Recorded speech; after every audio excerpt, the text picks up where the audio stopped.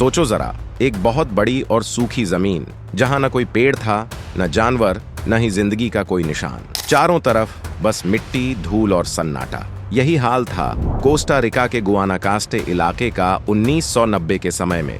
सूरज की तेज धूप में जमीन जल चुकी थी, मिट्टी सख्त हो गई थी और वहां कुछ भी नहीं उगता था। लोग कहते थे यह तो मरी हुई धरती है। फिर कुछ ऐसा हुआ जिसने सबको चौंका दिया। हजारों ट्रकों से नारंगी के छिलके उस सूखी जमीन पर डाल दिए गए। हाँ, सच में करीब 12,000 टन नारंगी के छिलके और गूदा। लोग बोले यह तो पागलपन है, कोई फल का कचरा जमीन पर क्यों फेंकेगा। लेकिन 2 अमेरिकी वैज्ञानिकों ने कहा, रुको, यही तरीका है इस जमीन को फिर से जिंदा करने का। शुरू में किसी को यकीन नहीं था। कुछ लोग हंसे तो कुछ ने कहा शायद यह कोई नया चमत्कार बन जाए। और फिर जो हुआ उसने पूरी दुनिया को हैरान कर दिया। वीडियो के आखिर तक जरूर बने रहिए, क्योंकि जो हुआ उसने सबको हैरान कर दिया। एक सूखी बंजर जमीन कुछ सालों में हरे भरे जंगल में बदल गई। और सोचो, यह सब हुआ सिर्फ नारंगी के छोटे छोटे छिलकों की वजह से। कोस्टा रिका एक छोटा लेकिन बहुत सुंदर देश है, जो अपने हरे जंगलों, ऊंचे पहाड़ों और रंग बिरंगे जानवरों के लिए फेमस है। यहाँ की हवा साफ है और पेड़ पौधे हर तरफ हैं। लेकिन हर जगह की तरह यहाँ की कहानी में भी एक अंधेरा हिस्सा था। साल 1990 में कोस्टा रिका का गुआनाकास्टे इलाका लगभग मर चुका था। जमीन इतनी सूखी और सख्त थी कि कुछ भी नहीं उग पाता था। धूप बहुत तेज थी, बारिश कभी कभी ही होती थी और मिट्टी में जान नहीं बची थी। वहां न पेड़ थे, न झाड़ियां, न ही जानवरों की कोई आवाज। ऐसा लगता था जैसे जिंदगी उस जगह से चली गई हो। वैज्ञानिकों के लिए यह जगह एक बड़ी पहेली बन गई थी। हर दिन उनका सवाल यही था, क्या इस सूखी और बंजर जमीन में कभी जिंदगी लौट सकती है। यहाँ पेड़ पौधे और जानवर बहुत कम थे, जिससे पूरे इलाके का एनवायरनमेंट भी खतरे में था। यहीं पर एक ऐसा अकल्पनीय एक्सपेरिमेंट होने वाला था। हजारों टन ऑरेंज पील्स यानी नारंगी के छिलके इस बंजर जमीन पर डालने का कदम। ये कदम ऐसा था जो जीवन और मौत के बीच की लाइन को चैलेंज कर रहा था। जब साइंटिस्ट्स ने गुआनाकास्टे की बंजर जमीन देखी तो उन्हें यकीन नहीं हुआ कि यह कभी हरा भरा जंगल बन सकता है। लेकिन 2 अमेरिकी एनवायरमेंटल साइंटिस्ट्स डैनियल जॉनसन और विनी हॉलवॉक्स ने इसे चैलेंज के तौर पर लिया। उनके दिमाग में एक आइडिया आया जो सुनने में पागलपन जैसा लग रहा था। उनका गोल साफ था, इस डेड लुकिंग जमीन में लाइफ वापस लाना। लेकिन सवाल था, कहां से शुरू करें और कौन सा रिसोर्स यूज करें। और उनका आंसर था बिल्कुल सिंपल और स्मार्ट, ऑरेंज पील्स और जूस का पल्प, जो लोकल जूस कंपनी डेल ओरो के पास बड़े पैमाने पर अवेलेबल था। वैज्ञानिकों ने डेल ओरो कंपनी से कांटेक्ट किया और उन्हें अपना आइडिया बताया। कुछ हफ्तों की बातचीत के बाद कंपनी ने एक्सपेरिमेंट में मदद करने का निर्णय लिया।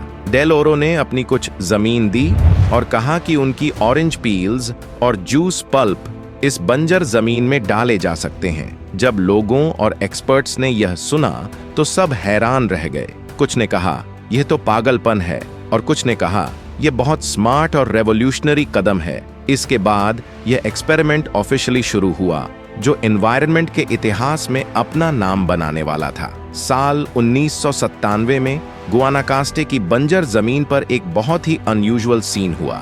हजारों ट्रक्स, कुल 1000 ट्रक्स नारंगी के छिलके और पल्प से भरे इस क्षेत्र में आए। कुल मिलाकर करीब 12,000 टन ऑरेंज वेस्ट फेंका गया। ये सिर्फ एक्सपेरिमेंट नहीं था, बल्कि बहुत बड़ा और साहसिक कदम था। नारंगी के छिलके और पल्प में बहुत सारे नेचुरल न्यूट्रिएंट्स थे। इसमें ऑर्गेनिक मैटर, विटामिन्स, मिनरल्स और नेचुरल एसिड्स शामिल थे, जो मिट्टी को हेल्थी बनाने और छोटे जीवों, माइक्रोब्स के लिए परफेक्ट थे। साइंटिस्ट्स ने सोचा कि अगर इन्हें सही तरीके से फैलाया जाए तो यह बंजर जमीन भी धीरे धीरे हरी भरी और लाइफ से भरी हुई बन सकती है। भूमि पर ऑरेंज पील्स फैलाने का तरीका बहुत सोच समझकर बनाया गया था। ये छिलके कहीं भी नहीं डाले गए। साइंटिस्ट्स ने तय किया कि केवल सबसे कमजोर और डेड लुकिंग हिस्सों में ही छिलके की मोटी लेयर डाली जाए। ट्रकों से गिराए गए छिलकों को हाथों और मशीनों की मदद से फैलाया गया ताकि मिट्टी में समान रूप से मिक्स हो जाए। सावधानियां भी रखी गईं। छिलकों के ढेर ऐसे जगह नहीं बनाए गए जहां पानी की ड्रेनेज या प्राकृतिक पोंड को नुकसान हो। यह एक्सपेरिमेंट न केवल लोकल लोगों को चौंकाने वाला था, बल्कि पूरी साइंटिफिक दुनिया में डिस्कशन का टॉपिक बन गया। एक सूखी और बंजर जमीन पर ऑरेंज पील्स डालकर लाइफ लौटाना सच में किसी इमेजिनेशन से कम नहीं था। जैसे ही एक्सपेरिमेंट शुरू हुआ, लोकल लोग और एनवायरनमेंट एक्सपर्ट्स हैरान रह गए। सब यही पूछ रहे थे, क्या यह पागलपन नहीं है? लोगों को डर था कि इतनी बड़ी मात्रा में कचरा डालने से मिट्टी और पानी का फ्लो बिगड़ सकता है। एक्सपर्ट्स ने सॉइल की फर्टिलिटी पर चिंता जताई। सवाल था, क्या सिर्फ नारंगी के छिलके ही डेड सॉइल में प्लांट्स के लिए पर्याप्त न्यूट्रिएंट्स देंगे? और कीटों की बात, क्या ये छिलके उन्हें अट्रैक्ट करेंगे या किसी न्यू डिजीज का खतरा बढ़ाएंगे? सच में यह एक्सपेरिमेंट हर तरीके से रिस्की था। सिर्फ एनवायरनमेंट की ही नहीं, लीगल और सोशल चैलेंजेस भी सामने आए। लोकल अथॉरिटीज और कम्युनिटी ने परमिशन देने में हेजिटेशन दिखाई। कुछ लोगों ने कहा कि यह नेशनल पार्क के लिए खतरा है और इसका विरोध किया। शुरू में क्रिटिसिज्म बहुत तेज थी। कुछ लोगों ने कहा कि यह सिर्फ पब्लिसिटी है और कुछ ने इसे इम्पॉसिबल माना। लेकिन साइंटिस्ट्स ने इन सभी सवालों और डाउट्स को चैलेंज किया। उनका विश्वास स्ट्रॉन्ग था कि छोटे ऑरेंज पील्स बड़े चमत्कार कर सकते हैं। यही बिलीफ उन्हें आगे बढ़ने के लिए मोटिवेट करता रहा। जैसे ही छिलके और पल्प बंजर जमीन पर डाले गए, नेचर ने अपना मैजिक दिखाना शुरू किया। कचरा धीरे धीरे ब्रेक डाउन होने लगा और इसमें मौजूद ऑर्गेनिक मैटर, विटामिन्स और मिनरल्स मिट्टी में घुलकर उसे न्यूट्रिएंट्स से भरने लगे। ऐसा लगने लगा जैसे डेड लैंड धीरे धीरे जिंदा हो रही हो। छोटे माइक्रोब्स और इंसेक्ट्स ने भी इसमें बहुत मदद की। मिट्टी में रहने वाले सूक्ष्म जीवों ने छिलकों को तोड़कर प्लांट्स के लिए यूजफुल न्यूट्रिएंट्स में बदल दिया। कीटों ने मिट्टी को हवादार बनाया और माइक्रोब्स के फैलाव में हेल्प की। ये छोटे जीव प्रकृति के अनसीन हेल्पर्स बन गए, जिन्होंने जमीन को लाइफ देने में बहुत मदद की। कुछ ही महीनों में छोटे प्लांट्स और बुशेस उगने लगे।